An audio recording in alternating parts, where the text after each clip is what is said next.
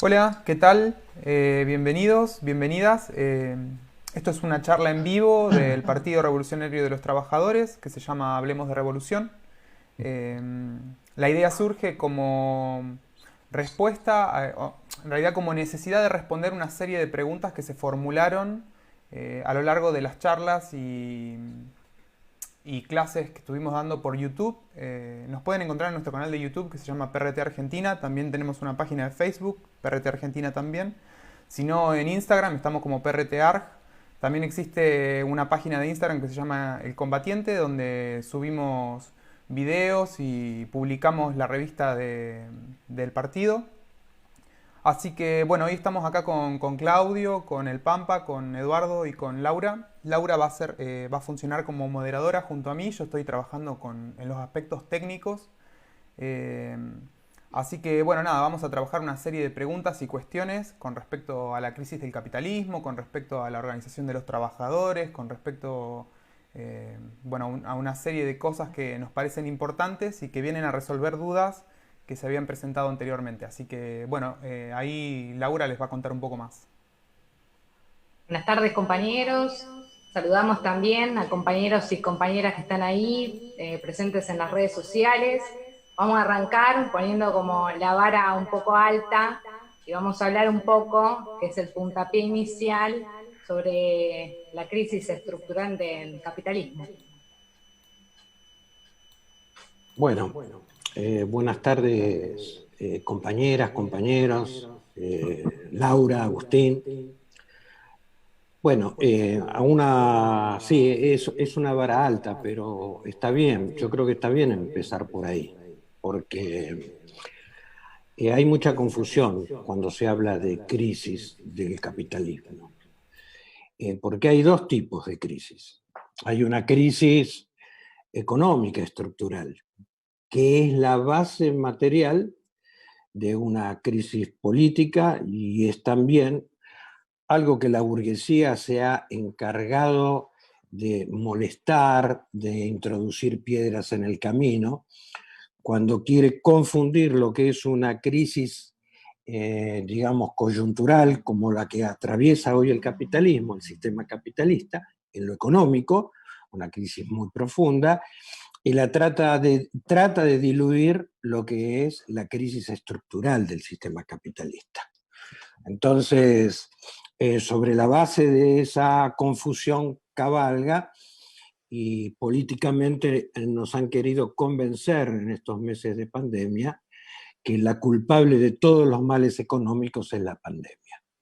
Cuando estaba anunciado, ya desde el 2008, ya estaba anunciado lo que iba a suceder por estos tiempos, ¿no? Ahora, cuando hablamos de crisis ya política del sistema capitalista, realmente estamos planteando que hay dos grandes fuentes para esta crisis política. Una parte de esa crisis política está dada hoy en día por el cruce de intereses interburgueses, intermonopolistas. Es tremenda esa puja, no hay lugar en el planeta en donde esa puja no esté pronunciada, no esté expresada. Pero por otro lado, lo que también los medios, la burguesía trata de ocultar por todos los medios, por esos mismos medios que crea, es que esas crisis en lo fundamental está dada por la lucha de clases. La lucha de clases en el mundo, pero también particularmente en nuestra América Latina, en nuestro país, esa lucha de clases se viene intensificando año tras año.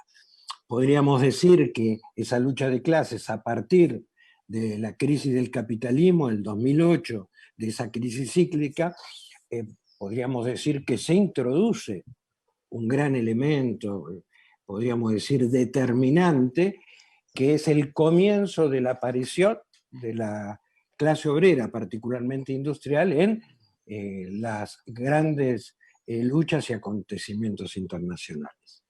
Entonces eso tiene un peso muy grande en nuestras fronteras. Y cuando digo nuestras fronteras, nos referimos también a la América Latina, ¿no?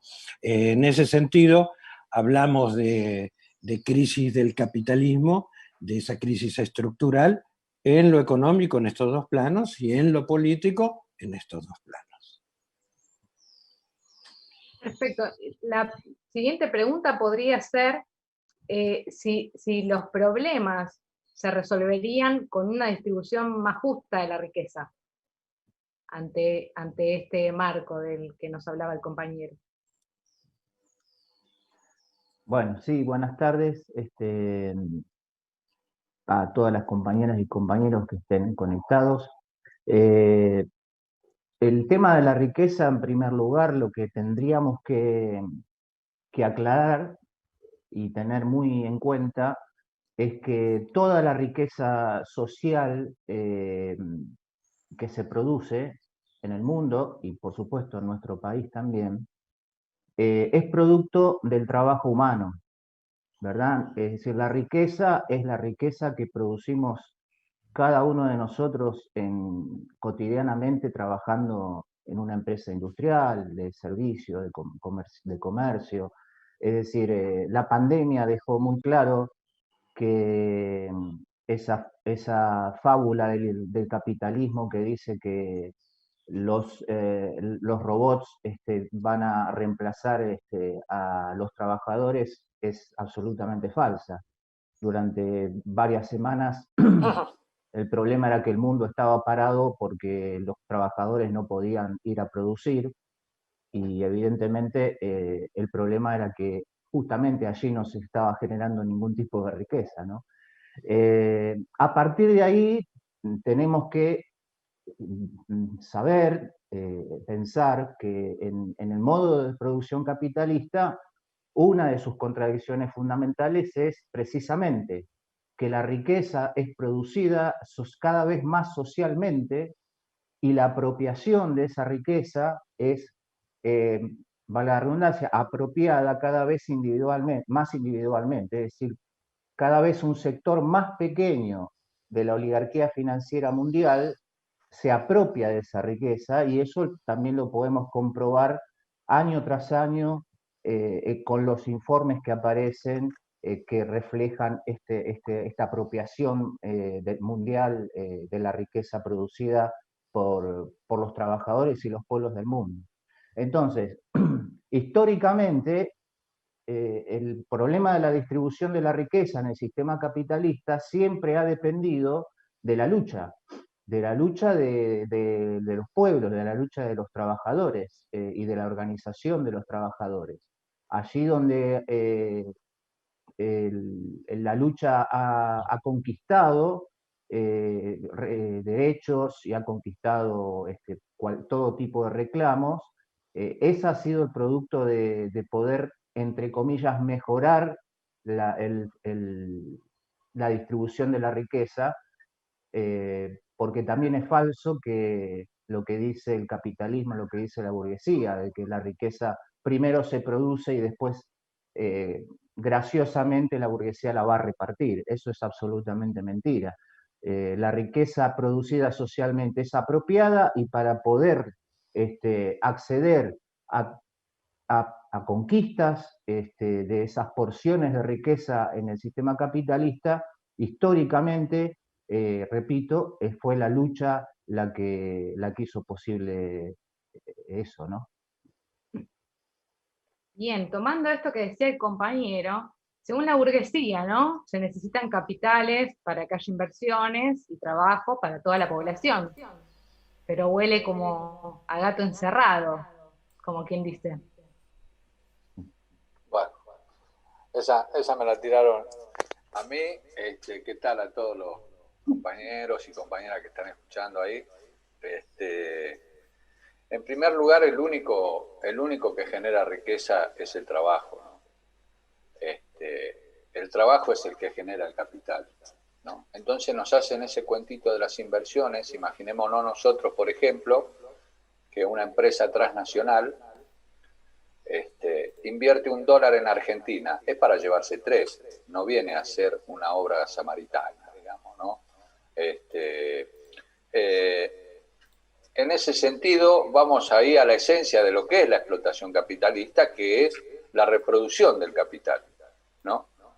Bueno, en un momento, particularmente en Argentina, ¿no?, que está prácticamente la mayor producción en manos de los grandes grupos transnacionales, nosotros somos esencialmente un país exportador de capitales, ¿no?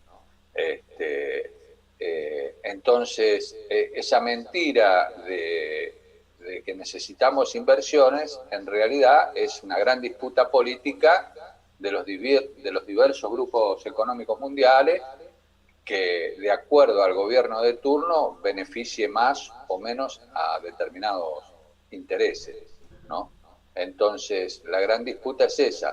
Y nosotros hemos exportado, este país exporta capitales a veces a través de la especulación financiera, porque responde a sectores de la oligarquía financiera que están más interesados en extraer esa masa de plusvalía a través de la especulación. A veces se da, digamos, que hay sectores que, logrado el achatamiento salarial de la masa en dólares, el salario en dólares, es un gran negocio en la Argentina producir en pesos para después exportar en dólares. O sea, esa es la gran mentira, ¿no?, que nos quieren hacer creer con que necesitamos inversiones. Cuando en realidad un país se levanta de otra manera. Por eso cuando decimos hablemos de revolución, nos estamos planteando esencialmente el problema político de la economía, ¿no? Es decir, en manos de quién está el poder político, en manos de qué clase social, y ahí depende, digamos, qué hacemos, a qué nos referimos. Si ya los revolucionarios con la clase obrera en el poder, no nos vamos a centrar en hablar en inversiones, sino nos vamos a centrar en hablar en la economía planificada para este país, que tiene todos los recursos naturales y los recursos humanos, ¿no? Para explotar la naturaleza desde una manera equilibrada, donde conviva con ella el hombre, ¿no? Y no vivamos y padezcamos las necesidades que estamos padeciendo, ¿no? El hecho violatorio de los derechos humanos, de que tengamos casi más del 60% de los niños de 17 años para abajo bajo la línea de la pobreza, dentro de los cuales el 16% está en la indigencia, nos demuestra que eso tampoco se hizo en un año de gobierno o en dos, sino que en un proceso donde el capitalismo monopolista de Estado ha empobrecido a nuestro pueblo cada vez más y lo va a seguir empobreciendo, priorizando precisamente la necesidad de las inversiones, la necesidad de la exportación de capitales, ¿no? Esa es la real situación cuando ellos hablan, ¿no?, de cómo necesitamos inversiones y todos esos negocios. Ellos en realidad lo que necesitan es achatar el salario como lo hicieron, ¿no?, para destruir a nuestro país como lo han destruido. Esa es la verdad de esta situación, que no mientan más. De esta situación que comentaba el compañero, ¿no? Digo, traigo a colación una frase que es bastante escuchada sobre la patria somos todos y todas. ¿Qué pasa con eso? ¿Es realmente así? Bueno, primero nos llega mucho la emoción de Ramón, ¿no? Porque la verdad que se está acumulando mucha bronca, mucho odio a todo esto que está pasando, ¿no? Y contestar esta pregunta no se puede obviar las dos intervenciones anteriores, tienen mucho que ver. Ahora, quizá podríamos minimizarlo y de paso hago la propaganda de nuestros medios que hizo Agustín al principio, porque de esto lo hablamos en varias de las intervenciones, pero viene a cuento porque el tema de la patria, ¿no? El tema de la patria, en realidad lo que habría que plantearse con una independencia política es el problema del Estado. De lo que realmente se habla es del problema del Estado. ¿Y cómo lo enfocamos nosotros el problema del Estado? Porque ahí está una de las claves fundamentales para esta charla, que es una charla sobre la revolución, ¿no? Podríamos estar haciendo otro tipo de charla, pero esta es una charla sobre la revolución. Y qué mejor esta pregunta para plantear que este Estado, el que hoy tiene sus instituciones, fundamentalmente estamos hablando de la justicia, estamos hablando de las fuerzas represivas, estamos hablando del Parlamento, instituciones que le pertenecen a una clase, que es la clase dominante, la clase burguesa. Pero en esta época del capitalismo, estas instituciones, el Estado, ya ha sido apoderado integralmente por la burguesía monopolista. El caballito de batalla de las burguesías nacionales, ya el Che lo decía desde la década del 60, la inexistencia de un proyecto propio de estas burguesías nacionales. Entonces hoy hablar del Estado es hablar del Estado monopolista, del Estado de la burguesía monopólica, apoderado de estos instrumentos, estas instituciones. Y a partir de ahí, nosotros tenemos un desafío para hablar de revolución, porque tenemos que plantearnos de lo que se trata en un proceso revolucionario, que está marchando, que está caminando en todos los puntos del planeta, de una u otra forma, con dificultades. De lo que se trata es instalar la idea y la cuestión concreta de ir hacia un Estado proletario, popular, es decir, crear las bases materiales para la conquista del poder. Ahora, sobre la base del concepto patria, que no se nos introduzcan un montón de ideas que están basadas en la defensa o el engaño de lo que es el elemento fundamental para esta etapa política, para este momento político, que es el concepto de la democracia burguesa, democracia representativa. A esa democracia burguesa, esa democracia representativa, nosotros estamos planteándonos la necesidad de una democracia obrera, una democracia popular, con el ejercicio de la democracia directa. Son posiciones de clase antagónicas, irreconciliables irreconciliables. Tomando esto que decía el compañero, en el canal de YouTube se hicieron durante todo el año distintas charlas, ¿no? Una era con respecto a esto de desmitificar determinadas frases hechas, que están como acartonadas. Bueno, fuimos justamente desacartonándolas. Y junto con esta frase que contestó el compañero recién, hay otra que siempre anda dando vueltas, y es que los argentinos y las argentinas siempre elegimos mal. Digo, ¿qué pasa con esto? ¿Tanto la estamos pifiando o realmente hay otra cosa? Bueno, claro, esto tiene que ver mucho con el final de la respuesta recién de Eduardo, ¿no? El tema de la democracia burguesa y los mecanismos de dominación que implican este régimen político, ¿no? La democracia burguesa, nosotros siempre decimos que es la mejor forma de dominación que ha encontrado la burguesía en la historia, porque domina a través del engaño, a través de justamente esta idea de que todos elegimos, y bueno, y si traicionan el voto es porque elegimos mal, cuando en realidad en el mundo esto está cuestionado y en nuestro país muchísimo más, desde hace muchas décadas ya. Cualquier vecino con el que hablemos, sabemos que no confía en los políticos, que cuando vota, vota más en contra de uno que a favor de otro. Ahora bien, nosotros tenemos también que aclarar que en el proceso de lucha de clases de la Argentina, la conquista de la democracia en los años 80, nosotros siempre consideramos que fue una conquista producto de la lucha de las masas.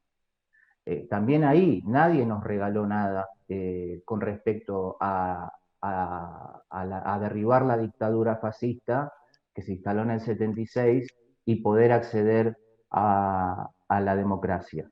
Esa lucha que se dio durante todos esos años trajo como resultado un proceso democrático que es una conquista de las masas populares, del pueblo argentino.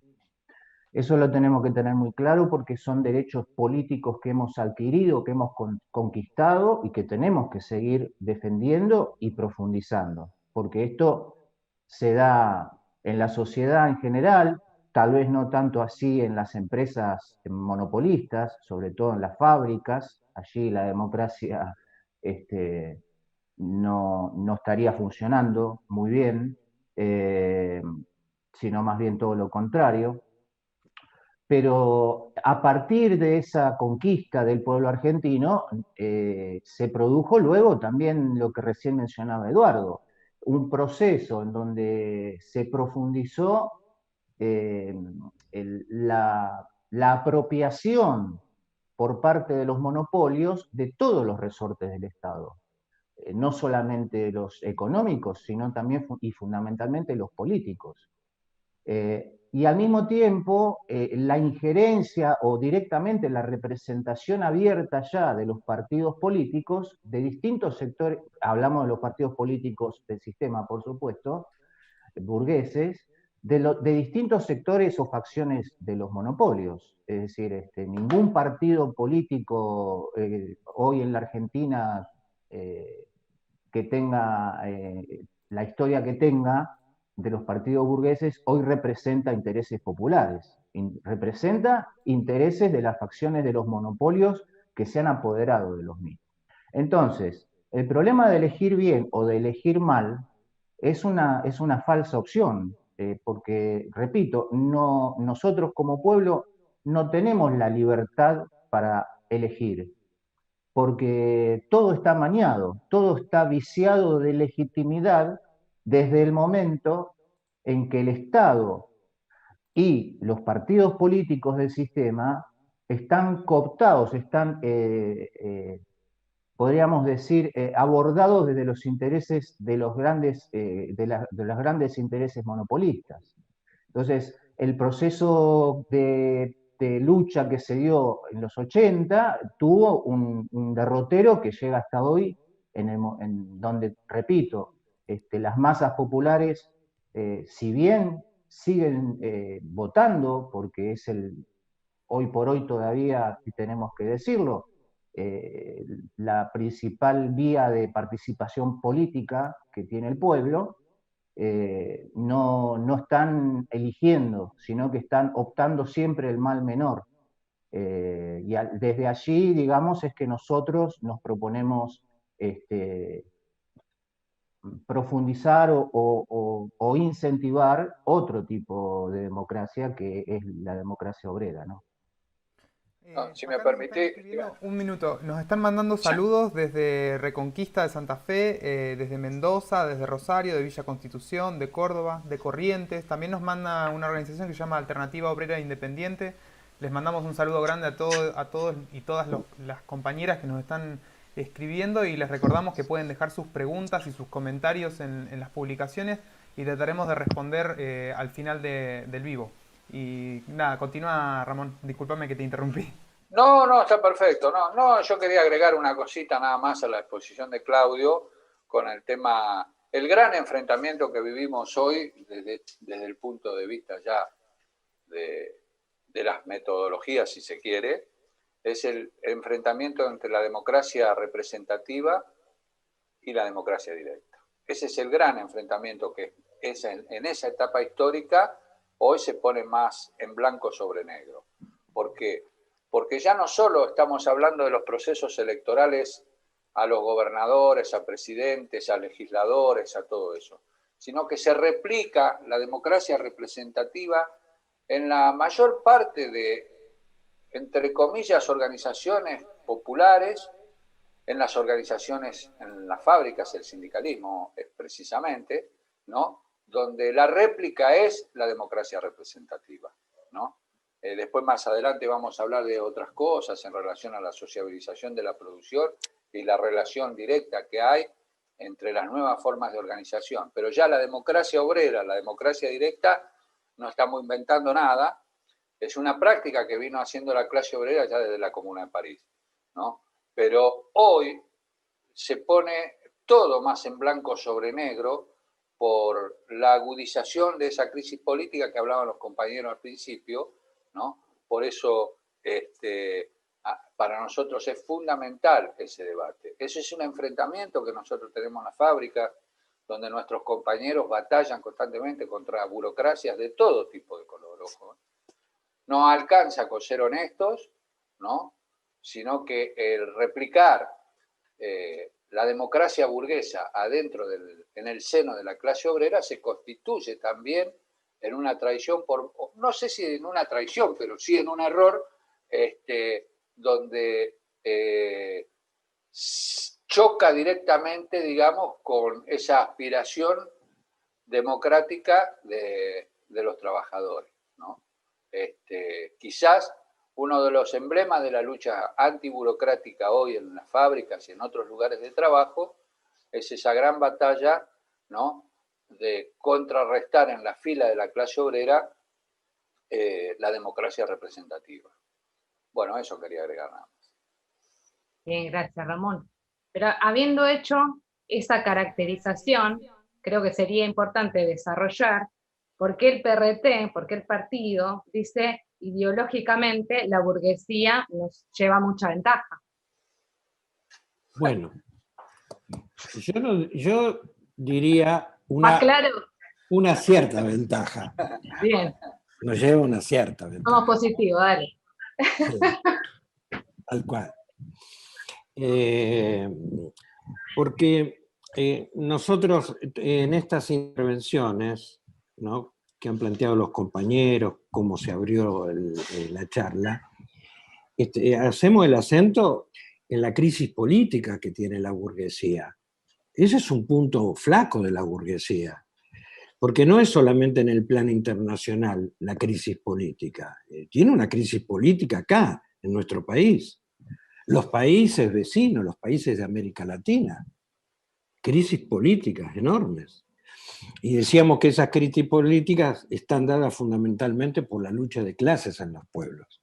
Ahora, sí nos llevan una ventaja en lo ideológico.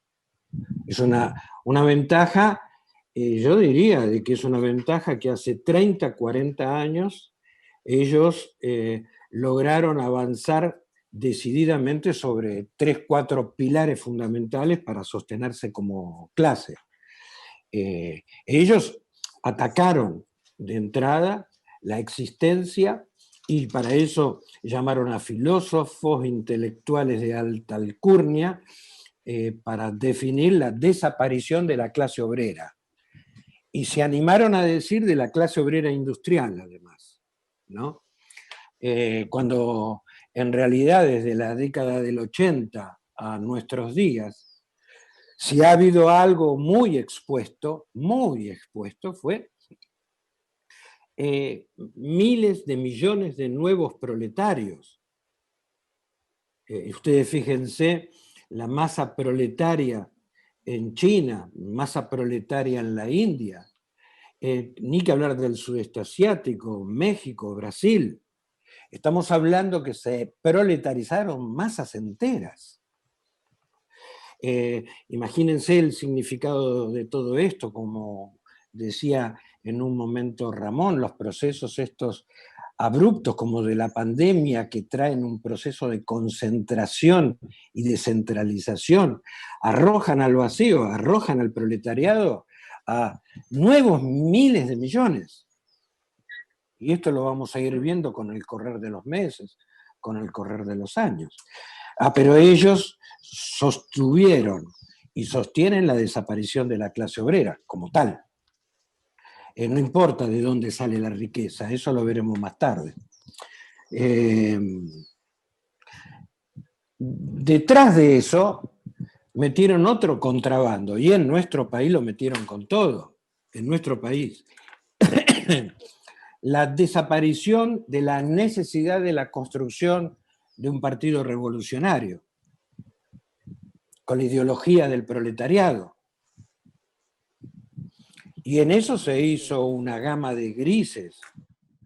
Yo diría que más que grises fueron absolutos en hacer desaparecer la necesidad histórica de un partido marxista, leninista, proletario, con un proyecto independiente de la burguesía. Y con ello han golpeado porque ese camino se llena y se está llenando desde la lucha, pero también desde la lucha ideológica, de poder plantarse, a plantar este debate, ya no solo a lo que es el enemigo de la clase, que es la burguesía monopolista, sino a la clase, plantear todos estos problemas que en el sentido común ya han trasvasado épocas que habíamos vivido, ¿no? Y después, otro de los grandes temas, podríamos hablar varios, pero estamos hablando de los pilares, la desaparición de la necesidad de la lucha por el poder y la construcción de un Estado obrero y popular.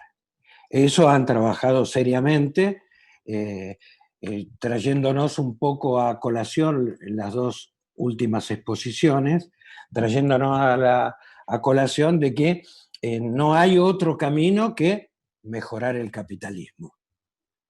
En todo caso, un capitalismo bueno, un capitalismo poniéndole y adosándole adjetivaciones de cualquier tipo, pero nunca hablar de lo que es esta charla, de una revolución de carácter socialista y la construcción de un Estado revolucionario. Vuelvo a una parte del principio. Somos todos argentinos desde este punto de vista. Nosotros nos sostenemos que la vara fundamental pasa por las clases. Y en nuestro país, la oligarquía financiera, la burguesía, la clase dominante, ha trabajado seriamente en lo ideológico para hacer desaparecer todo lo anteriormente mencionado y toda la cola que detrás de eso viene.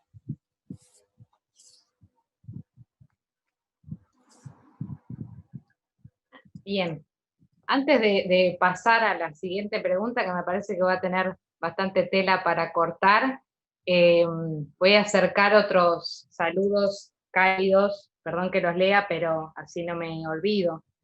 Desde San Pablo, Brasil, desde Ciudadela y Empalme, Villa Constitución, desde la Patagonia y desde Barranqueras, Chaco. Así que, saludos a compañeros y compañeras que están ahí presentes. Y digo la pregunta que tiene bastante tela para cortar porque habla de justamente esto, ¿no? Hace tiempo que se viene luchando y hace tiempo que se viene intentando cambiar las cosas, pero da la sensación de que estas cosas no se cambian de fondo. Entonces, como la pregunta tiene que ver con, bueno, cuál es eso que falta, ¿no? Esa pieza que queda para llenar el rompecabezas, digamos. Bueno,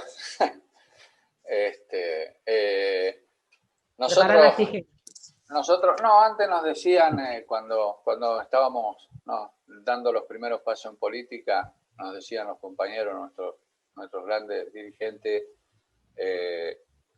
60, 70, 80 años en la vida de un hombre es toda la vida, ¿no? En la historia de un pueblo y de la humanidad es muy pequeño, ¿no? Digo, para poder tratar de iniciar este tipo de respuestas a todos estos interrogantes, ¿no? Nosotros pensemos que la humanidad, con 5.000 años de historia, atravesó por el esclavismo, por el feudalismo, donde estuvieron miles y miles de años reinando, hasta que llegó el capitalismo, ¿no? Con la burguesía en el poder, que lleva 500 años, y aunque hoy parezcan más poderosos que nunca, voy a decir una frase de los compañeros, tienen los pies de barro esta fase imperialista del capitalismo, ¿no? Porque es muy fuerte, pero no tiene ningún sustento porque estamos muy lejos de que se resuelvan los problemas que aquejan a la humanidad y agreguémosle al planeta, ¿no?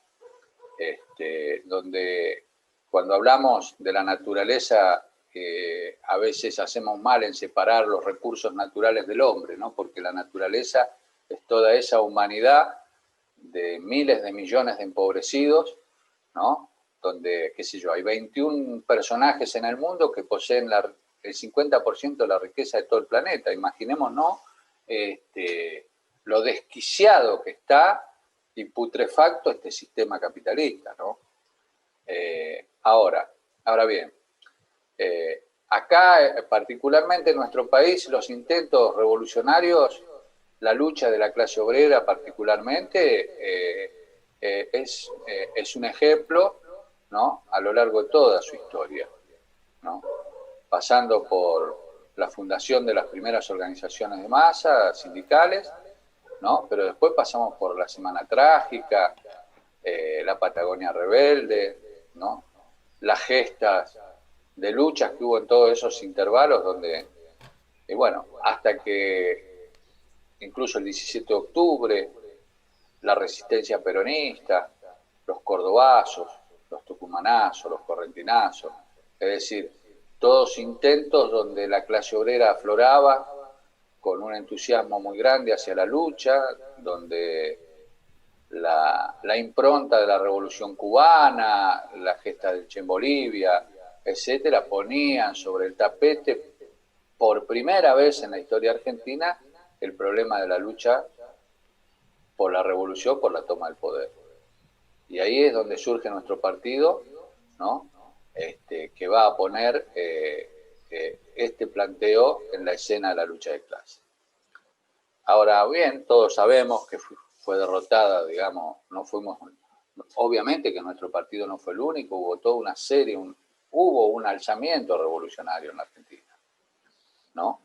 Después hay muchos condimentos de todo esto que estamos conversando, que ya los plantearon los compañeros ahí, ¿no? El triunfo ideológico de la burguesía, ¿no? La caída del campo socialista, de la Unión Soviética, fue un golpe duro, pero fue un intento. Porque en realidad los pueblos, incluso desde la época del esclavismo, van tomando las experiencias como las capas de la cebolla. Sobre los hombros de nuestras experiencias históricas, los pueblos y la clase obrera va aprendiendo, ¿no? Y tratando de avanzar a esa situación. ¿Qué sé yo? Nosotros tenemos un gran problema hoy, por ejemplo, que es que nuestra clase obrera aún no tiene conciencia de clase como la supo tener en la década del 60, 70 y antes. Había una conciencia de clase, se actuaba ante un problema como clase, sin tener conciencia revolucionaria, pero sí había conciencia de clase.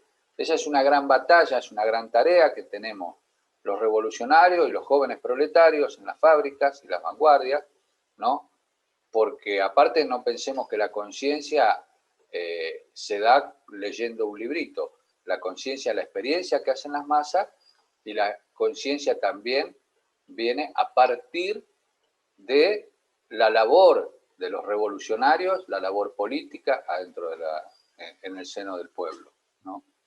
Con la literatura, donde plantea determinadas cosas, como todos supimos aprender gracias al surgimiento de las fuerzas revolucionarias que se nos fueron acercando. Así fue la vida, ¿no? Estamos en esa etapa, ¿no? Entonces, no es que cuesta tanto, es muy sacrificado. Liberarnos no es una tarea fácil, ¿no? Pero es lo único que hay que hacer. No tenemos otra salida. O tenemos la salida hacia un proceso revolucionario, digamos, de carácter socialista, donde destronemos a la burguesía del poder, destruyamos este Estado burgués y constituyamos un nuevo Estado, ¿no? Una nueva revolución de nuevo tipo, o el final que tiene la humanidad y el planeta es apocalíptico. Eso es así, así como estamos. Nosotros tenemos una plena confianza, ¿no? Los pueblos tienen una riqueza extraordinaria y una sabiduría extraordinaria que siempre en algún momento han sabido dar una respuesta a determinados momentos clave de la historia, de la humanidad y de nuestro pueblo en particular. Tenemos mucha confianza en eso y tenemos mucha convicción de la necesidad de iniciar un proceso revolucionario. Como dice nuestro partido permanentemente en sus escritos, si hoy la burguesía en algo es fuerte, en alusión a lo que planteaba Eduardo de la crisis política a la burguesía, si hay algo que sostiene a la burguesía es la ausencia de una alternativa revolucionaria. En eso tenemos que ser conscientes. Ya no es un problema que nos atañe solamente al PRT y a muchos destacamentos de revolucionarios. Es un llamado, una exhortación a las vanguardias obreras que están en la búsqueda, que no tienen por qué salirse de la lucha económica si no hay un proyecto político, ¿no? Pero la lucha económica no nos va a conducir por sí sola a ningún lado.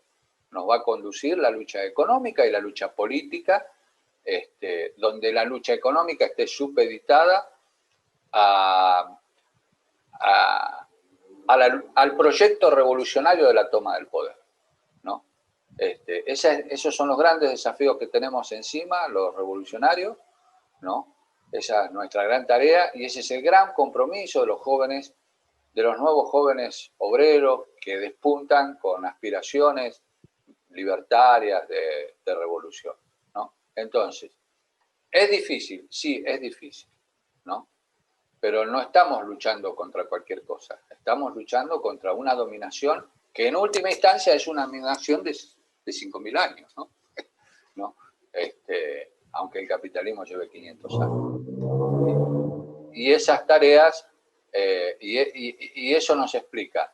Por eso, si bien no comparto mucho eso de los imprescindibles, ¿no? No comparto ese concepto, pero sí pensamos que mientras nos forjemos como comunistas y nos formemos como comunistas, vamos a tener claridad y ya es el primer paso hacia la libertad.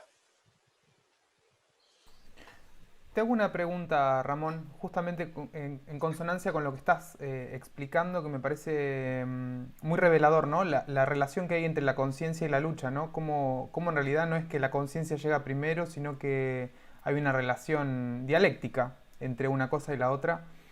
¿Qué es para nuestra organización? ¿O cómo define nuestra organización a qué nos referimos cuando hablamos de organización independiente de los trabajadores? ¿A qué hablamos de qué es la organización independiente? ¿Independiente de qué? ¿A qué nos estamos refiriendo? No, bueno, precisamente. La organización independiente, en primer lugar, que quiero dejar aclarado que esto no es un invento, no estamos inventando nada, ¿no? Es decir, cuando asume Perón, el gran planteo que hace es la asociación del capital y del trabajo, ¿no? Y le da todo el fuego al sindicalismo, les da su inmunidad y les da sus obras sociales, ¿no? Cuando nosotros en realidad sabemos que el capital y el trabajo son absolutamente irreconciliables, ¿no? Es la razón de cómo estamos, es precisamente por lo diametralmente opuesto de una cosa con la otra, ¿no? Es antagónico, el enfrentamiento de clase es antagónico, ¿no? Entonces, cuando hablamos de independencia, ¿no? Hablamos que nuestra organización, como trabajadores, como estudiantes, como campesinos, en todos los terrenos de la sociedad, ¿no? Si está garantizada desde el punto de vista que nos apoyamos, que vamos hacia un cambio revolucionario, no nos apoyamos en la reglamentación y en los marcos jurídicos legales burgueses, para nada, ¿no? Por ejemplo, fundamentalmente en la clase obrera. Nosotros tenemos, por ejemplo, conciliación obligatoria, ¿no? ¿La conciliación obligatoria qué es? La conciliación obligatoria es algo que siempre va a depender de la correlación de fuerza que tenga un conflicto. Si los obreros están fuertes, si la huelga es masiva, ¿no? La conciliación obligatoria, la iniciativa la manejan los trabajadores. ¿La aceptamos o no la aceptamos? ¿La dicte o no la dicte el Ministerio de Trabajo? Porque cuando está la huelga de hecho, no existe el derecho burgués. Eso es así. Ese es un planteo de un viejo compañero nuestro que ya falleció, que fue un gran jurista, ¿no? Roberto Guevara, que planteaba eso, ¿no? Que era la comidilla de los abogados en los 70 en relación a los conflictos laborales y el papel de los abogados, ¿no? Bueno, ahora, nosotros decimos, independientes en la organización, ¿no? También. Ahora, no nos va a decir la reglamentación del sindicalismo, por ejemplo, en la Argentina. La reglamentación del sindicalismo en Argentina ya es feudal adentro de la fábrica, ¿no? En primer lugar, son aparatos, estructuras que hacen de subgerentes de las empresas. Es más, en la industria automotriz hasta los grandes popes sindicales tienen acciones en las empresas y en otras empresas también, los petroleros, en fin, ¿no? Ahora, vamos al fondo. Hubo transformaciones en las formas de producción muy profundas, ¿no? La burguesía, en su afán de generar más producción, produjo esta revolución tecnológica, ¿no? Hubo modificaciones, se vio obligado a achatar la pirámide productiva, ¿no? Es decir, eliminó un montón de estadios medios que había, de mandos, por decirlo de alguna forma, y sociabilizó aún más la producción. Vamos a poner un ejemplo. Toyota, una empresa de 4.000 obreros, tiene 700 team leaders, que le llaman, que vienen a hacer algo así como jefes de grupo y encargados de los objetivos de trabajo, ¿no? Una especie de supervisor, pero activo, digamos, ¿no? Ahí en la producción. Tiene 700 team leaders, Toyota, ¿no? O sea que hay 700 grupos de trabajo. Ahora, ¿cuántos delegados gremiales tiene el SMATA en Toyota? No llegan a 90 delegados. Es decir, la burguesía sí se modifica, ¿no? Flexibiliza, hace todo lo que sabemos, pero a su vez adecúa la forma de producción a su obtención de mayor rendimiento, de mayor productividad y todo eso. Nosotros tenemos que adecuar nuestras formas de organización a esas formas de producción. Cuando digo nuestras formas de organización, como trabajadores y como organizaciones políticas dentro de la fábrica, por supuesto, ¿no? Ahora,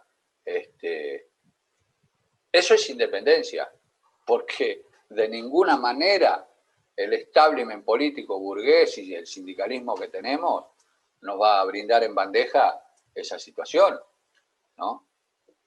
Tenemos que romper con la reglamentación, que los convenios, que esto, todas payasadas. Ahora, la clave está en la masividad de la acción, ¿no? Para que podamos conquistar todo eso. Desde eso hablamos de independencia. Hablamos de independencia política como partido, y eso me podrían ayudar más los compañeros también, ¿no? Como independencia política del partido, que nosotros, independientemente de lo que opine, quien opine, incluidas las mayorías, nosotros, desde la convicción de nuestro proyecto, vamos a dar nuestros puntos de vista. Eso es independencia política, ¿no? Bueno, no me quiero extender, pero más o menos, no sé si ayuda. Muy bien. Está bien, para que Ramón pueda tomar aire y un poco de agua, tomando esto que, o sea, la pregunta que hizo Agus justamente empieza hablando del tema de la conciencia. Como él decía al principio, muchas de estas preguntas fueron surgiendo, digamos, a lo largo de todas las charlas, exposiciones que se fueron haciendo durante todo el año, y este era un tema que, digamos, que muchas de las personas que hicieron estas preguntas necesitaban, como, creo que sería importante que se pudiera explayar acerca de qué concepción tiene el partido, qué concepción tiene el PRT sobre el tema de la conciencia. Está bien. Te doy Bueno, un espacio, Ramón, tiro la pelota para el otro lado. Está perfecto, mejor.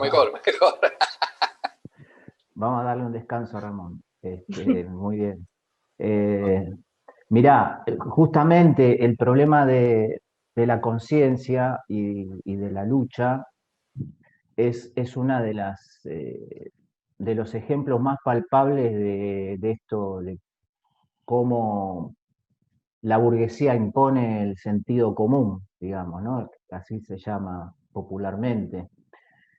¿Cuántas veces hemos escuchado en charlas de amigos, de familia y en otros lugares de trabajo, de estudio, de militancia, eh, compañeros o compañeras que nos dicen, bueno, lo que pasa es que primero hay que educar al pueblo para después cambiar, ¿no? Esa es una frase totalmente común de escuchar permanentemente.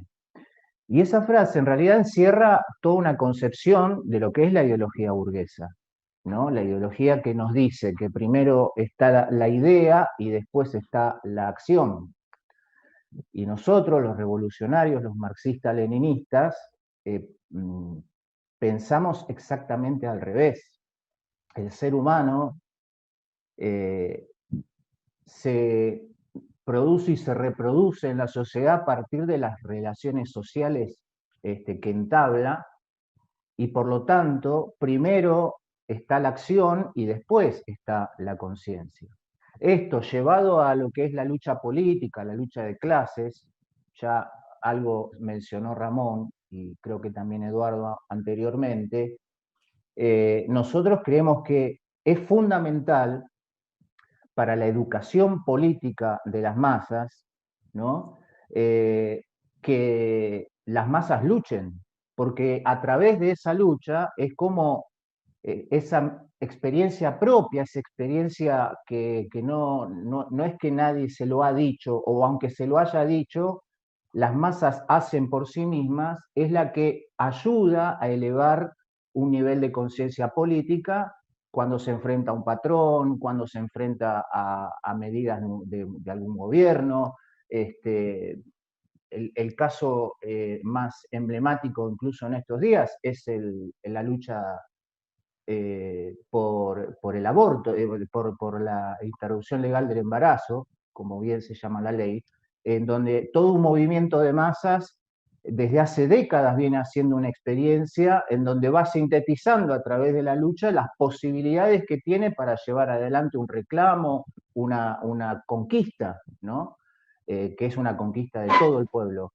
Entonces, nosotros tenemos que tener claro que como revolucionarios vamos al movimiento de masas a llevar ideas revolucionarias, como recién se mencionaba, porque esas ideas obviamente no surgen espontáneamente de la lucha de clases. Para eso estamos los destacamentos revolucionarios. Pero donde el terreno más fértil para que las ideas revolucionarias penetren e influyan en el movimiento de la lucha de clases es precisamente la lucha de las masas. No nos proponemos primero ser esclarecidos ideológicamente para luego salir a la lucha. Cada uno de nosotros y de nosotras hemos entrado a la lucha revolucionaria a partir de haber estado y comprendido la necesidad de esa lucha revolucionaria a partir de otras luchas, vaya a saber por reclamos de qué tipo, laborales, estudiantiles, barriales. Entonces esto es muy importante tenerlo en cuenta porque esa concepción de la burguesía que dice que primero está la conciencia y después está la acción, en definitiva, a lo que nos lleva es a subestimar al pueblo, ¿no? Nos lleva a decir, bueno, el pueblo no entiende nada, somos unos corderos, somos un rebaño, nos llevan para donde quieren, cuando en realidad tenemos que ser conscientes de que el problema de la lucha de clases lo hacemos en un marco de una ideología dominante que es la ideología de la clase dominante. Y a partir de allí, nosotros, y esto pienso que también, ahora lo reflexiono, es otro aspecto, si se quiere, de la independencia política de un partido revolucionario, es tener la convicción de que la idea viene a partir de la acción y no al revés. A partir de allí podemos entender, caracterizar, sintetizar mejor las acciones de la lucha de clases para poder ver qué desafíos tenemos por delante. Por ejemplo, hoy nosotros caracterizamos la situación de la lucha de clases en la Argentina como de una resistencia activa. Y particularmente en los últimos meses venimos caracterizando que esa resistencia activa, como no pasaba hace muchas décadas, la está encabezando la clase obrera particularmente, ¿no? La clase obrera se ha constituido en el sector más dinámico de la lucha en estos últimos meses y pensamos que esa tendencia se va a materializar. Todas esas luchas que se han dado en estos últimos meses, en donde la mayoría no han sido victorias, sino que han sido procesos en donde la clase, con su organización todavía incipiente, como se hablaba recién de la organización independiente y eso, ha llevado adelante, esas luchas son las que empiezan a ser el terreno para que la conciencia de la clase avance hacia una conciencia para sí. Si no existieran esas luchas, no podría ser factible eso. Después está el problema y la acción de los revolucionarios para que esa lucha y esa conciencia avance hacia una conciencia revolucionaria, digamos, de buscar la lucha por una nueva sociedad, buscar una lucha contra el enemigo de la clase obrera y del pueblo, que es la burguesía, bueno, todo lo que hablábamos recién, o durante toda la charla, mejor dicho, de la lucha por el poder. Pero bueno, sintetizando, el problema de la conciencia y de la lucha son antagónicas las visiones que tiene la burguesía por un lado y las que tenemos nosotros en el sentido de una visión materialista y dialéctica en cuanto a que primero está la acción y luego viene la conciencia para poder avanzar hacia otros niveles de lucha de clases, ¿no? Muy bien, muy buena la síntesis. No sé si alguien quería aportar algo al respecto, si no avanzamos. Bien, y con respecto, o sea, porque la crisis estructural del capitalismo lo que yo veo es que tiene como una serie de problemas que se han juntado, ¿no? Entre la crisis política, la desintegración social que produce la crisis política y económica, ¿no? Y bueno, y ahora el cambio climático y la destrucción de los recursos naturales. Entonces, ¿hay salida de todo esto? ¿Hay una salida? ¿Cómo le damos la salida a todo este problema desde el pueblo, desde la organización del pueblo? Mira, vos sabés que en estas intervenciones últimas, en alguna medida se fue llenando ese vacío, ¿no? Si hay salida, porque los compañeros fueron respondiendo. Quizá yo le voy a dar otro enfoque que sume a esta problemática, porque vos nombraste el concepto del cambio climático, ¿no? Lo voy a dar como ejemplo. Resulta que hoy se están reuniendo los verdaderos responsables que han causado los peores fenómenos naturales. Hoy están reunidos los popes de todo esto. Y entonces hoy llaman y se hacen planes para el año 2030 y se hacen planes para el año 2050 en la batalla para cambiar la actual situación, ¿no? Ahora, uno mira para atrás también, ¿no? El horror que han causado el sistema capitalista, las instituciones internacionales y nacionales en relación al cambio climático, la hipocresía que envuelve todo esto. Hoy ellos están reunidos para tratar el desbarajuste al que ha llevado a la humanidad. Vos fíjate. Ahora, ¿saben cómo se llama la cumbre? Ambición climática.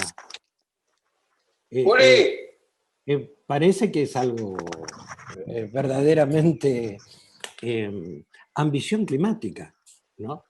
Esa ambición climática, ellos están preparando, y yo con esto quiero plantear, están planteando una piedra en el zapato a lo que está viniendo como una ola gigantesca de los pueblos del mundo, a una fuerte resistencia o una lucha contra todas las medidas que atacan al medio ambiente. Ahora, ustedes fíjense, ¿no? La lucha por los derechos políticos. La lucha por los derechos políticos, la marea verde, no es producto de un día o de una convocatoria. Específicamente viene de 12 años de continuidad, pero viene de décadas de caminos, de búsquedas. Lucha por derechos políticos. En estos días en Salta estamos hablando de los pueblos originarios, cómo fue atacado el pueblo Diaguita, cómo se extiende también la lucha por esos derechos políticos, los derechos políticos por los derechos humanos que lo abarcan todo. Estamos hablando de la lucha por los derechos políticos en cuanto a la salud, la educación, la vivienda, cómo se multiplican en el mundo, cómo se desarrollan en nuestro propio país. Esos son piedras de zapato al zapato para los planes de la burguesía monopolista. Ahora, tenemos un poquito, lo planteó Claudio hace un ratito, ¿no? Acá hay un problema que estamos teniendo también en el plano internacional, pero en el plano local, que la lucha por los derechos políticos, la clase obrera se tiene que inmiscuir como clase en esa lucha por los derechos políticos. Ahí tenemos una pata débil, porque ahí ha cuajado la ideología burguesa. Entonces, es muy importante lo logrado en la clase y en el pueblo, en lo que hablamos de la autoconvocatoria. Es muy importante, son años que se viene en esa práctica. Ahora la burguesía no duerme. Lo que no puede eliminarlo coopta o intenta cooptarlo. Y ahí viene la acción de los revolucionarios. Porque nosotros necesitamos que todas estas corrientes, todos estos ríos, todos estos brazos de luchas políticas, la clase obrera intervenga para que todo esto vaya acumulando hacia el objetivo fundamental que es la lucha por el poder. Nosotros necesitamos para el cambio revolucionario de todos estos brazos. Pero estos brazos sin la clase obrera, o la clase obrera no como protagonista, porque fíjense que la clase obrera está afectada por todo esto que estamos hablando, porque en los pueblos originarios también la clase obrera se ve afectada, se ve inmiscuida. Ni que hablar con el tema de la revuelta, yo diría poderosa, esa primavera de la marea verde, ¿no? Entonces, nosotros necesitamos que en esta salida, que nosotros pensamos que sí, hay una salida, es necesaria en esta etapa, en este periodo, que la clase actúe como clase haciéndose cargo de todos estos derechos políticos y además de todos los derechos económicos, ¿no? Bueno.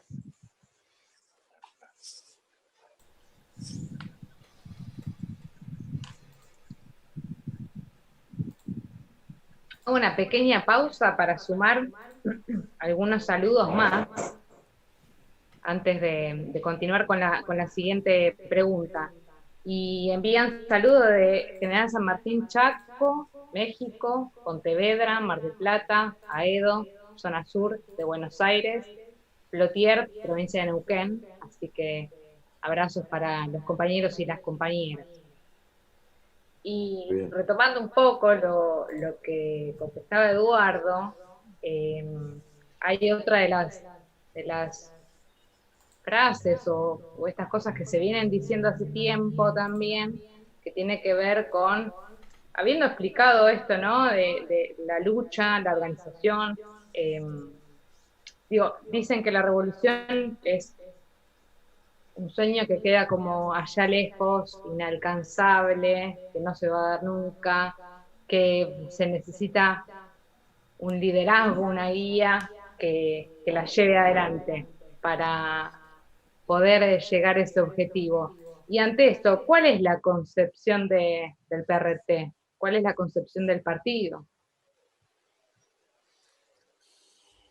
Cualquiera puede tirar la primera piedra, ¿eh? No hay problema.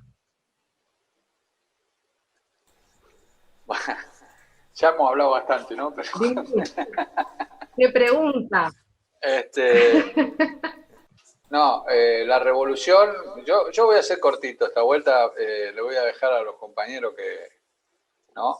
Pero la revolución es una necesidad imperiosa, ¿no? Ya lo dijimos en otro momento, ¿no? Es una urgente necesidad, ¿no? Porque lo que nos queda por delante es peor situaciones de las que hemos vivido, ¿no?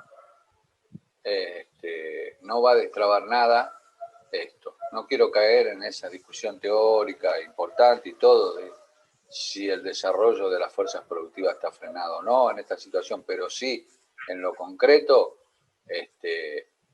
vivimos un estado de putrefacción tremendo y la revolución, un cambio, como dice la gente popularmente, ¿no?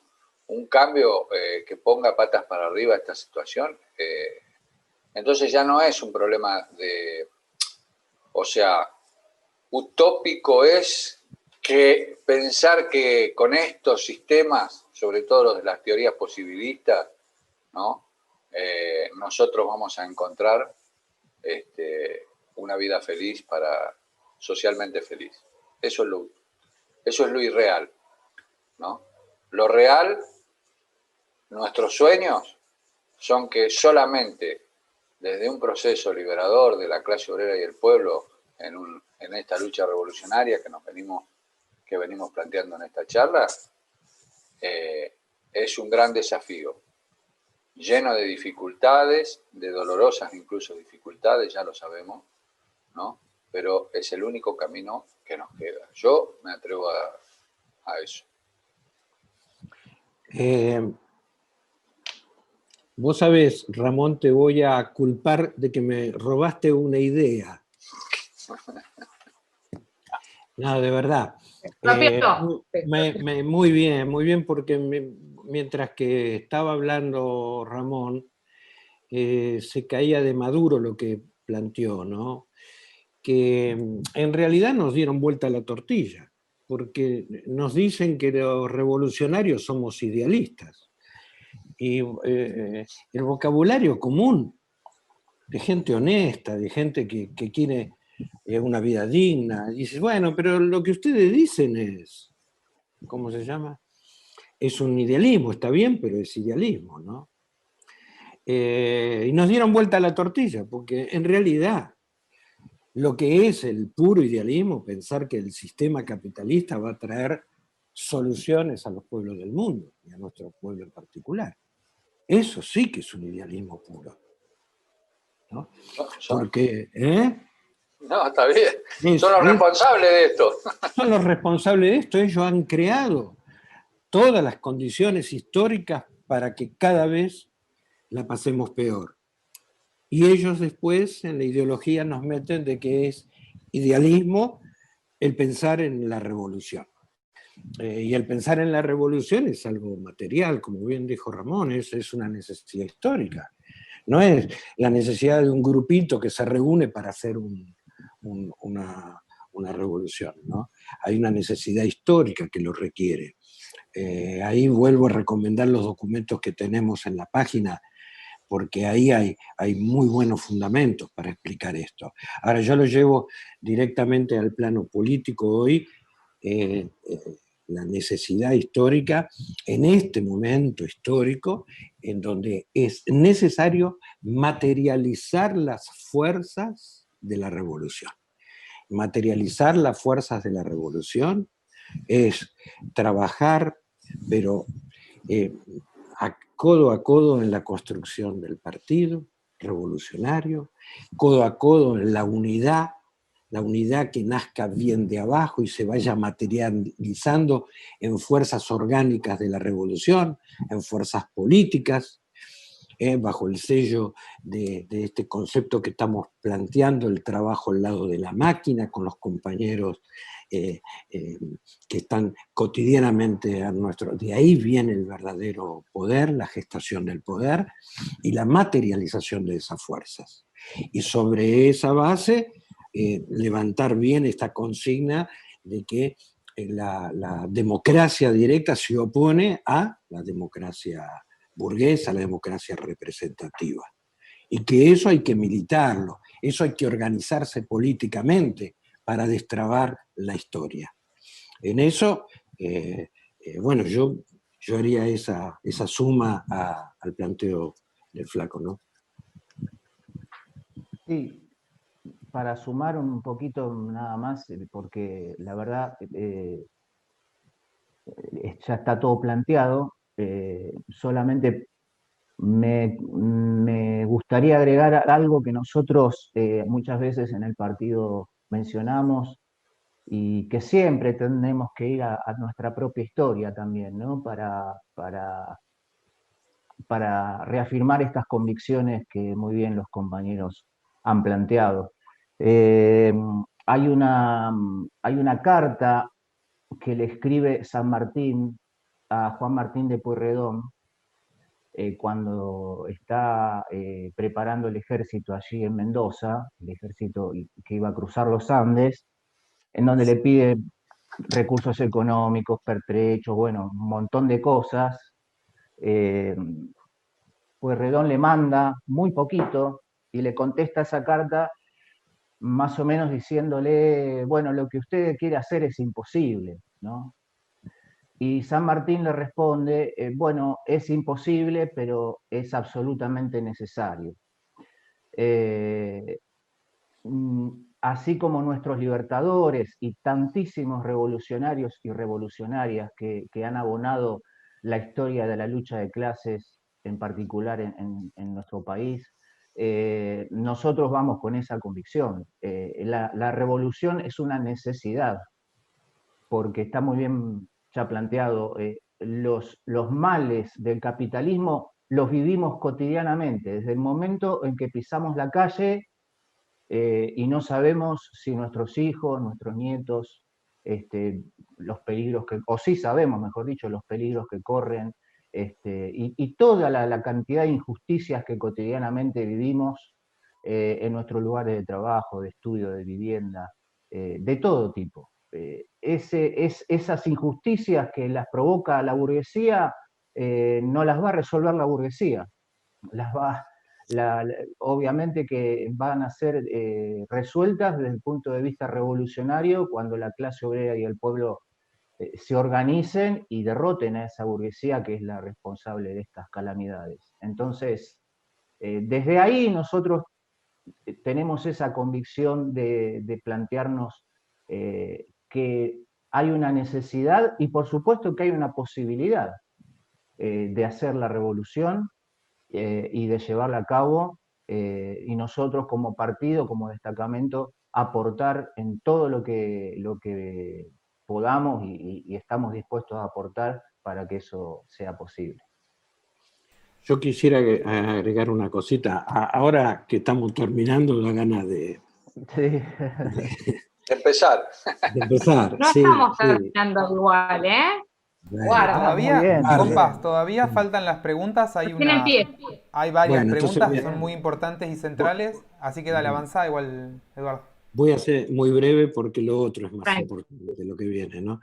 No, quiero decir que en este camino que plantea Claudio hay que recordar los fundamentos de nuestros fundadores. ¿Y en qué marco nuestros fundadores? tuvieron que plantear el problema de la revolución, la lucha contra el reformismo, la lucha contra el populismo, y había que plantarse para plantear el problema de la revolución y la lucha por el poder. Nosotros pensamos que es muy complejo este proceso revolucionario, difícil este proceso revolucionario, pero hay legados políticos, ideológicos, que este partido fue construyendo y desarrollando y seguirá desarrollando a través de la lucha de clases, a través del tiempo, ¿no? Solamente eso quería plantear.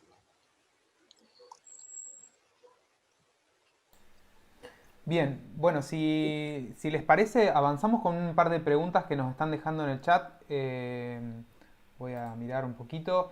Bueno, por un lado también nos están mandando saludos desde el PRT, desde compañeros de Ramos Mejía. Saludos a los compañeros que están allá y compañeras. También desde Zona Sur, desde Aedo, desde Plotier, en provincia de Neuquén, también nos mandan saludos. Y puntualmente nos hacen una serie de preguntas. Una es, bueno, si podemos explicar o desarrollar un poquito mejor a qué nos referimos cuando hablamos de la independencia política del partido. Es decir, que a pesar de que la postura no sea... O sea, se hizo una pregunta, se hizo una exclamación en un momento de que el partido tiene una independencia política, ¿no? A pesar de las opiniones ajenas a la organización del partido. ¿A qué nos referimos cuando estamos hablando de esto? Creo que fuiste vos, Ramón, el que estaba desarrollando sobre ese tema. Sí, pero que la responda otro compañero, está bien. Bueno, yo perdón, una idea que se me ocurre para abonar también ya lo que ya se dijo.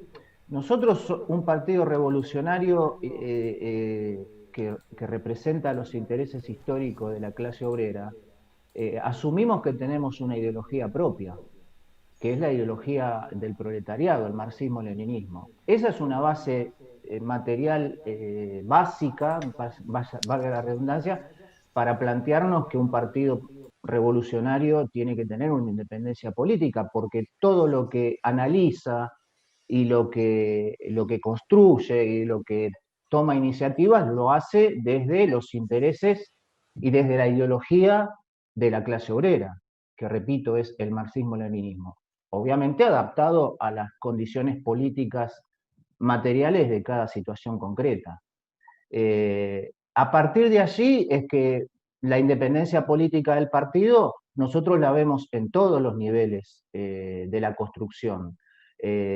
Lo que no quiere decir es que vayamos en contra muchas veces de la opinión mayoritaria, porque la opinión mayoritaria, ya lo hemos planteado durante la charla, siempre va a ser la opinión mayoritaria teñida por la ideología dominante. Entonces, muchas veces el partido va a plantear posiciones políticas que quizá en un principio no tengan la adhesión total del movimiento de masas, pero no por eso tiene que dejar de plantearlas, porque ese es su cometido histórico, es su labor principal, justamente llevar al movimiento de masas políticas desde la visión de clase que el movimiento de masas por sí misma no tiene. Desde esa independencia política nos planteamos todos los niveles de organización, ya no solo del partido, sino de la construcción en el pueblo y en la clase obrera, a partir de un proyecto que se vaya construyendo fundamentalmente con la participación de las masas, ¿no? Eso para nosotros también es central en nuestra propuesta o en nuestra idea de independencia política, que esa independencia política tiene que ser protagonizada en la lucha de clases por las grandes masas populares, y donde ahí no hay nada, ni nadie, ni ningún partido, ni aparato, ni nada que pueda reemplazar esa experiencia. A partir de allí también estamos aplicando una independencia política de todas las concepciones de la burguesía que justamente plantean lo contrario, ¿no? De que las masas sean espectadoras y la política se le deje a los profesionales, ¿no? y que eso se reproduce, como bien se dijo durante la charla, en todos los niveles de la organización popular. Bueno, un poquito como para tirar la primera pelota. Yo que aportaría, ¿no? Que un partido como el nuestro, y cuando también habla de independencia política, es porque tiene, primero de todo, una estrategia de poder. Cuando tiene un partido revolucionario, marxista-leninista, como lo planteó Claudio, una estrategia de poder, subordina todas las políticas a esa estrategia de poder. Porque la burguesía tiene mucha experiencia en dominar el escenario político e ideológico, tiene mucha experiencia. Y siempre ha tratado en los destacamentos políticos, destacamentos honestos, incluso destacamentos revolucionarios, introducir elementos para subordinar la estrategia a la táctica. Y eso ha llevado a errores fundamentales en la historia de la lucha de clases. Por eso, la necesidad de un partido que tenga bien firme el timón hacia el objetivo central, que es la lucha por el poder. Quería agregar ese aspecto, ¿no? Bueno, bien, vamos a avanzar con la siguiente pregunta. Estoy muy de acuerdo con lo que decía Claudio recién, porque si no, eso es seguidismo y populismo nada más, ¿no? Impulsar ese tipo de políticas. Em, la siguiente pregunta era, bueno, ¿y no habría que darse un trabajo político para que la gente no vaya a votar, para que la gente no vaya a votar a los partidos burgueses representativos? Bueno, mira, ¿puedo contestar esta? Nosotros estamos en un momento muy difícil, muy difícil. Está pasando nuestro pueblo una situación realmente grave desde el punto de vista de las condiciones de vida, de la situación económica. Encima tenemos el virus de la... ¿no? Si hay algo que nos tiene que quitar el sueño en este momento, ¿no? Para precisamente contrarrestar esa expectativa electoral, es la movilización por nuestros reclamos. Nosotros debemos acelerar e incrementar la resistencia activa en las fábricas fundamentalmente, porque necesitamos que la clase obrera industrial particularmente irrumpa en la escena política y se acaudille como clase de todos los reclamos del pueblo argentino. Entonces, ahí se acabaron todas las discusiones con el problema electoral, ¿no? Donde podamos gestar condiciones desde la lucha de clase hacia nuevos procesos insurreccionales de masa, ¿no? Que es el único lenguaje que entienden estos gobernantes y particularmente los dueños de los gobernantes, que son los grandes monopolios.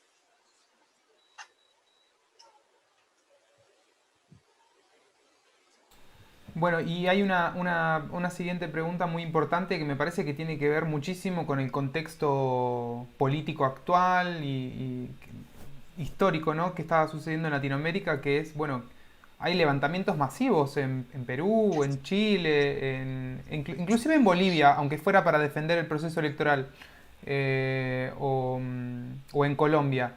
¿Qué opinan sobre el proceso? ¿Qué está pasando en Chile? ¿Qué les viene a la mente? Sobre todo para los compañeros chilenos que nos ven desde allá, que preguntan en YouTube. Bueno, no sé. Claudio. Dale, le doy yo o dale vos. Bueno, Dale. bueno, bueno, para nosotros, en particular, el proceso del pueblo chileno, iniciado en octubre del año pasado, fue un, un ejemplo regional de esto que hablábamos al principio, de la situación de la lucha de clases en el mundo y la lucha de los pueblos por sus derechos políticos, sus derechos económicos, sociales. Ha sido realmente una enorme experiencia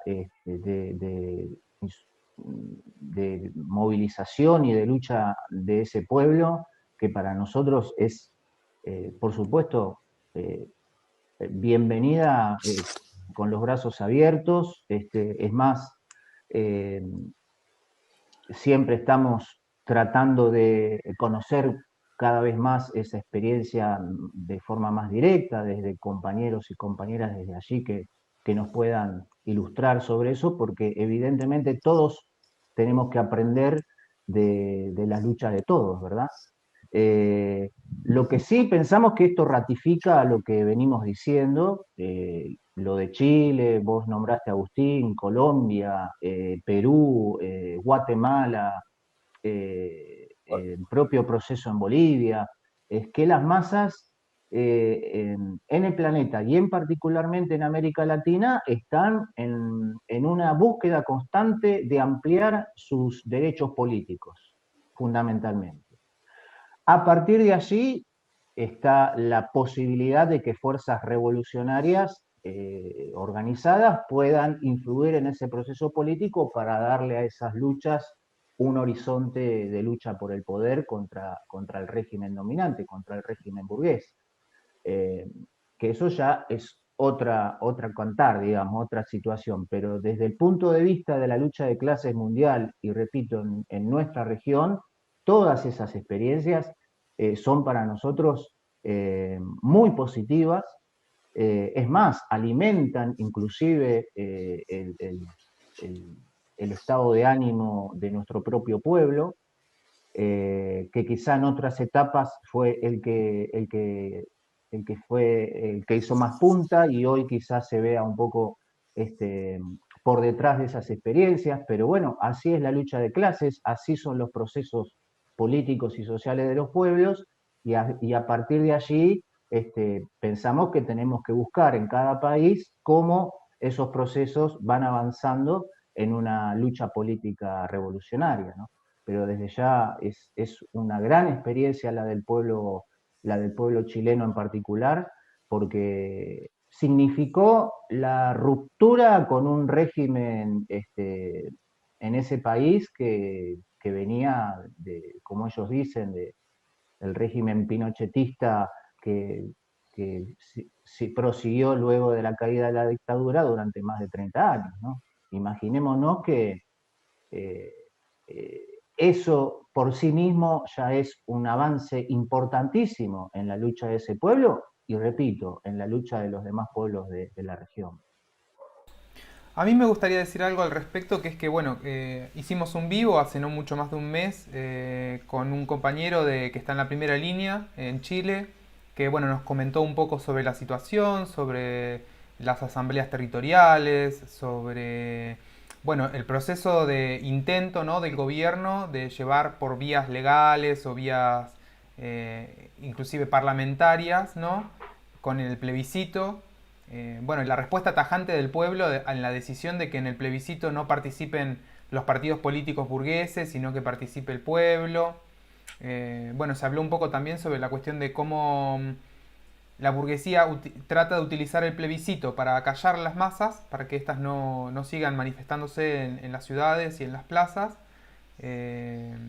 Consiguiente, enfrentamientos con los carabineros, ¿no?, que han sido muy crueles y que aún así, inclusive ayer a un reportero le pegaron un balazo en el ojo porque es esa su política represiva, ¿no?, atacar de manera terrible y quitarle la vista a los manifestantes, que en última instancia se manifiestan porque los derechos políticos, precisamente de los que estamos hablando, han sido muy aplastados. Así que bueno, nada, los invitamos a verlo. Fue un vivo que hicimos por Instagram, y a seguir a la Revolución de Chile, la R de Chile se llama en Instagram, y bueno, también a nuestra página PRT-ARG. Vos sabés que no hago referencia a Chile, pero en América Latina se están dando cosas muy interesantes en cuanto a lo que es la irrupción de la clase obrera industrial. Habría que ver, analizar la importancia que ha tenido y está teniendo todo el movimiento, toda la clase obrera en México. La cantidad de huelgas y paros los últimos acontecimientos huelguísticos en Colombia, fenomenales movimientos huelguísticos.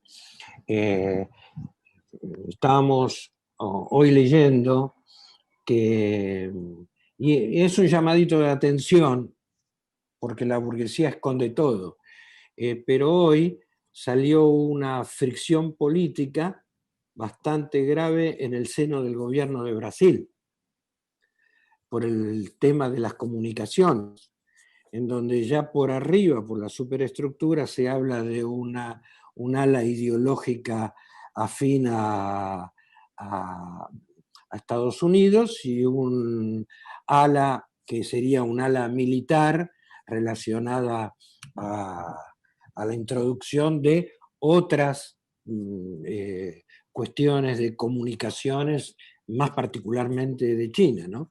Ahora, ellos nos brindan todas esas contradicciones por arriba. Ahora, creo que hay algo que tenemos que nosotros introducirlo como una práctica que nosotros en nuestro partido lo hacemos, ¿no? Detrás de todo eso, cuando estas cosas se eclosionan por arriba, es porque hay una lucha de clases que se expresa en algunos lados, en otros se prepara para expresarse, y en otros lados es un silencio de ultratumba.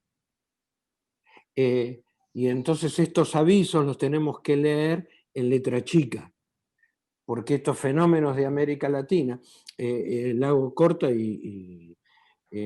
para realizar un producto, un coche, un automóvil en nuestro país, se necesitan 11.000 piezas, básicamente 11.000 piezas, para armarla en pocos minutos y transformarla en un coche, una camioneta.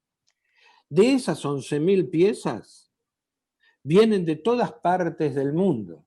Estamos hablando de una socialización de la producción como nunca antes alcanzada en la historia. Cuando hablamos de eso, hay también una relación intrínseca de la clase obrera a nivel mundial, mucho más poderosa que en épocas que podríamos decir de ofensiva de la clase, de auge de la clase, que eran los años 70, 60.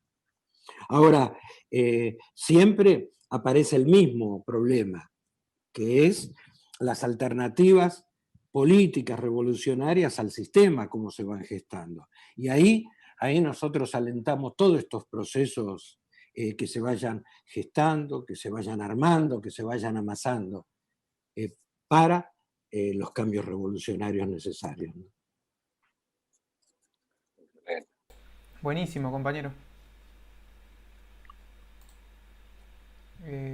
Lau, ¿querés hacer la siguiente? Sí, porque hoy hablaba hace un ratito de los procesos de organización, ¿no? Y con respecto a las formas, porque Agus tomaba esto de las asambleas, como ejemplo en Chile, y una de las preguntas que suman a una de las redes sociales justamente tiene que ver con eso, con qué papel tienen las asambleas, o es solo un problema de método. Y la democracia directa pregunta. Bueno. No sé quién va a recoger el guante. Sí.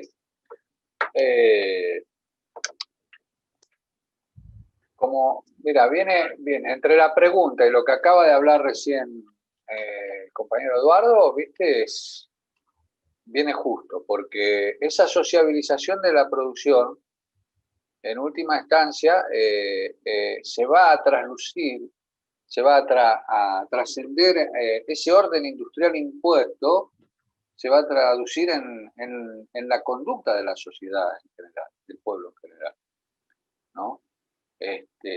A eso sumémosle toda esta revolución tecnológica, por ejemplo, esto que estamos haciendo ahora, los WhatsApp, un montón de cosas, empuja materialmente hacia mayor protagonismo de las masas, ¿no? Por eso cuando hablábamos hoy del achatamiento de la pirámide, estamos hablando precisamente de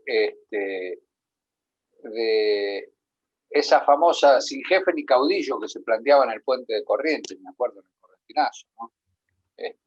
sin jefe ni caudillo, esa horizontalidad, por supuesto. La democracia directa, como lo planteó en un video Claudio, ya viene de los Sanculó, ¿no? No es que nosotros estamos reinventando la democracia directa. Lo que pasa es que, como nunca antes, como decía Eduardo recién, como nunca antes la sociabilización de la producción, ¿no? Nunca pasó así de esta manera, ¿no? Lo cual, como diría Marx, que Marx decía que la burguesía creó a su sepulturero, el proletariado, ahora podríamos decir que la burguesía perfeccionó a su sepulturero. ¿Pero para qué lo perfeccionó? Para que no tengamos después revoluciones fallidas, como fue la experiencia del campo socialista en la década, la revolución soviética en particular, ¿no? Es decir, esa sociabilización nos permite a nosotros un mayor enraizamiento, ¿no?, en la organización. La asamblea, nosotros decimos la asamblea, ¿por qué citábamos los 700 grupos de trabajo en Toyota, los 700 team leaders, cuando tendría que haber un delegado por cada uno de esos grupos de 12, 13 trabajadores? Porque la asamblea es permanente, compañero, ahí. Mientras se trabaja, mientras se descansa, mientras todo. Los compañeros pueden opinar, ¿no? Entonces, mientras más vasta es la organización, nosotros siempre decimos que la organización de las masas, ¿no?, y la organización partido particularmente, tiene que estar traducida en la base material de la producción y en cómo concebimos la nueva sociedad. ¿Se imaginan una sociedad así, que vienen, que te caen con todos los trapos y te aparatean una situación o lo que sea? ¿Esa es la sociedad que queremos? No, esa sociedad no la queremos, porque también expresa en última instancia un autoritarismo, ¿no? La falacia de la burguesía es decir que el socialismo es autoritario, porque las mayorías ejercen la dictadura sobre las minorías en una etapa histórica. Bueno, acá pasa lo mismo. Las minorías se preocupan porque controlar todo. Cuando nosotros decimos, mientras menos se controlen las organizaciones de las sociales, las organizaciones de los trabajadores, etcétera, más protagonismo tienen los trabajadores, ¿no? Entonces, el término asamblea, ¿no?, no es que solamente nos juntamos todos a opinar, porque hay sectores de la izquierda que también proclaman las asambleas, y las asambleas generales donde no todos los obreros se animan a opinar en una asamblea, ¿no? Pero no hay un estado asambleario ahí, hay un estado de aparato. Convoca a la asamblea por una propaganda política y después aparateo, y los trabajadores no se suman a eso, ¿no? Por eso hablamos de metodologías y vamos más allá, incluso hasta un problema ideológico de fondo, ¿no? Ahora, si están las asambleas por sector, ¿no?, si se discute en cada puesto de trabajo, después se va a una asamblea así con una posición ya tomada de los trabajadores, por ejemplo, ¿no? Esas prácticas, que es la que aspira, cualquier trabajador aspira a eso, no existen. Son largas luchas contra la burocracia de todo tipo, ¿no? De todo tipo. Hay burócratas que tienen la foto de Agustín Tosco en su despacho, ¿no?, pero tienen estas prácticas, ¿no?, que atentan contra los intereses de la clase obrera y de los trabajadores en general.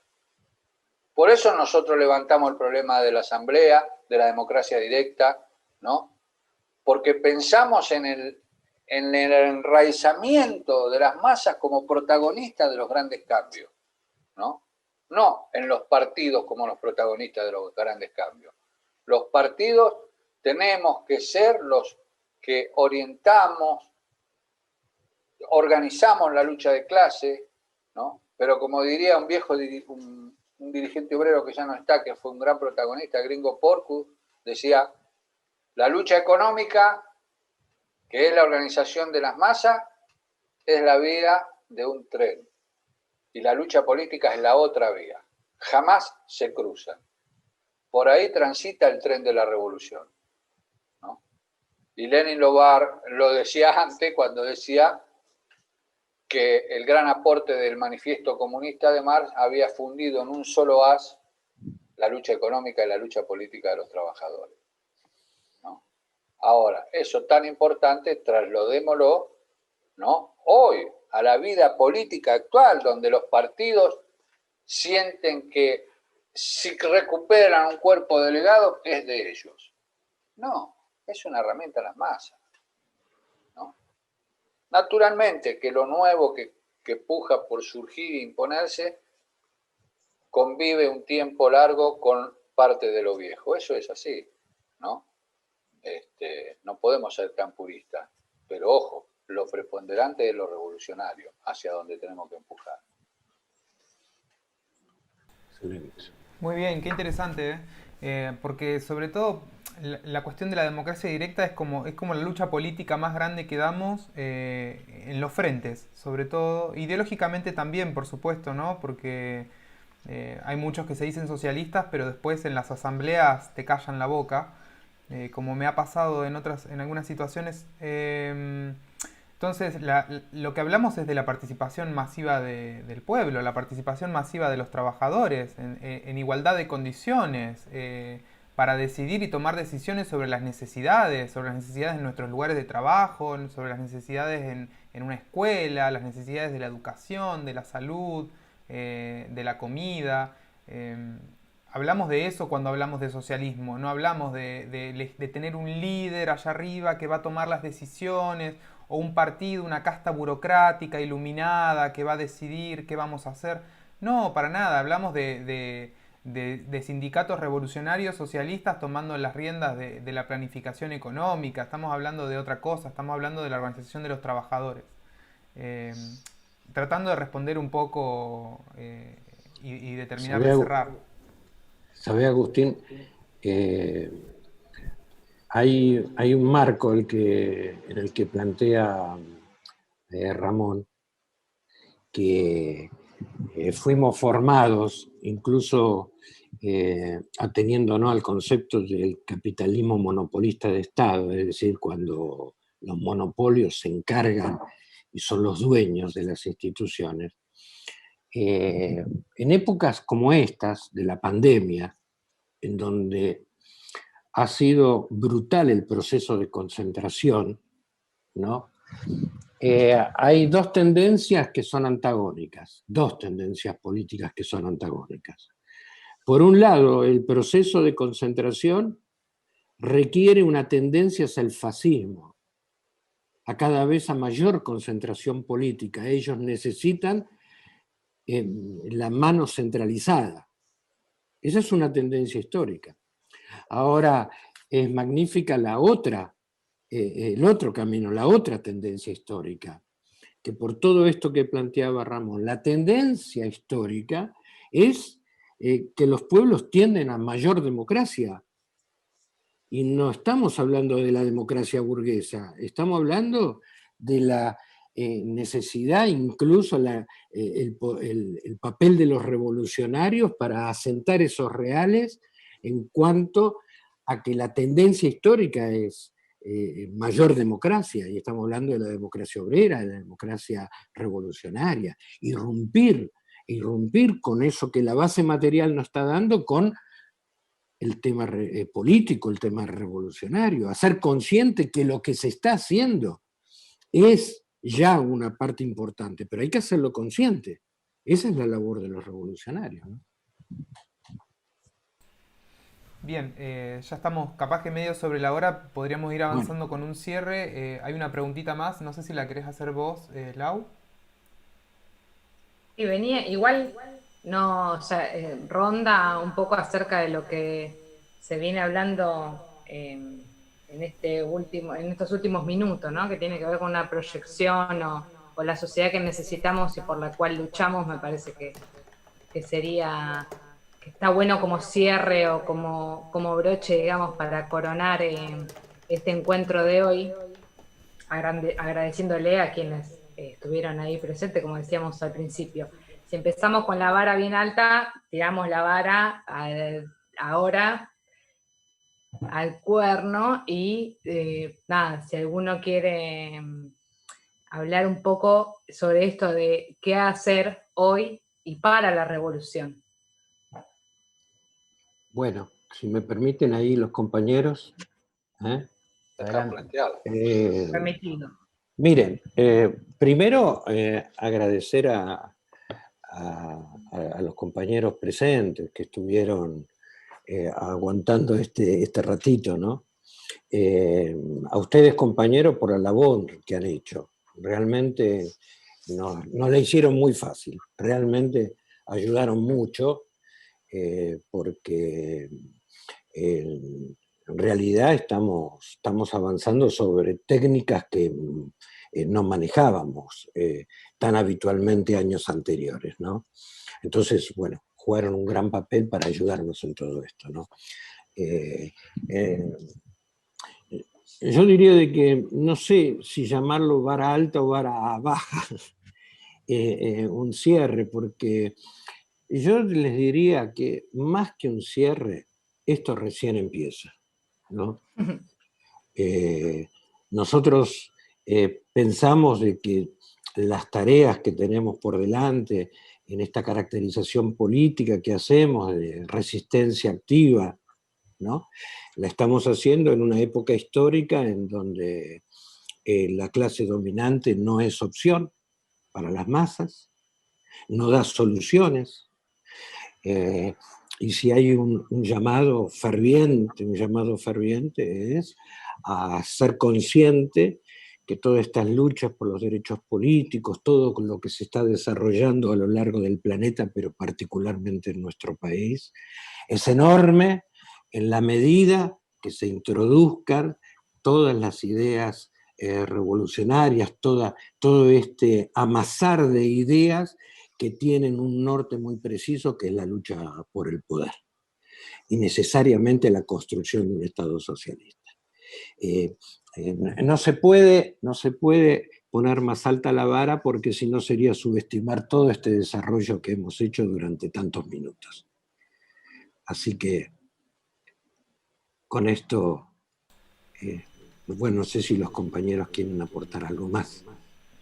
Yo, en realidad, para cerrar, no sé si hay algo más teórico que quieran desarrollar, pero me gustaría recordar a la gente que nos está viendo y que nos está escuchando que bueno, que tenemos una página de Twitter que es PRT Argentina, que tenemos una página de Facebook que también es PRT Argentina, YouTube también, PRT Argentina, en Instagram estamos como PRTARG, estamos compartiendo siempre flyers, información, las notas de la página web que es www.prtarg.com.ar. Así que bueno, nada, para que tengan acceso a nuestros materiales de formación, videos, podcasts, flyers, consignas políticas, todo lo que vamos desarrollando y que hemos ido trabajando durante este último tiempo. Bueno, nada, agradecer mucho a la presencia de los compañeros, a Eduardo, a Ramón, a Claudio y a Laura, que me estuvo dando una mano con el laburo de las preguntas y demás. Y bueno, nada, agradecer a todos los compañeros, hay muchos compañeros que están detrás de esto, que están en las redes sociales respondiendo las preguntas, leyendo los mensajes, centralizando la información. Así que nada, siempre esto es fruto de un trabajo colectivo y somos todos trabajadores, acá nadie es un burgués y todo el trabajo es voluntario y lo ponemos con nuestro propio esfuerzo, nuestros propios pulmones.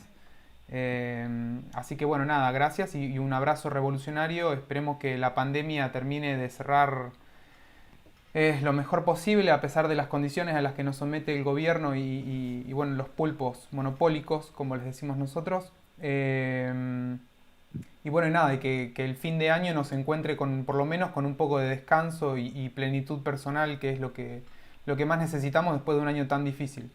Así que un abrazo grande, compañeros. Bueno, un abrazo y un aplauso para todos los... Un gran abrazo. Muchas gracias, compañeros.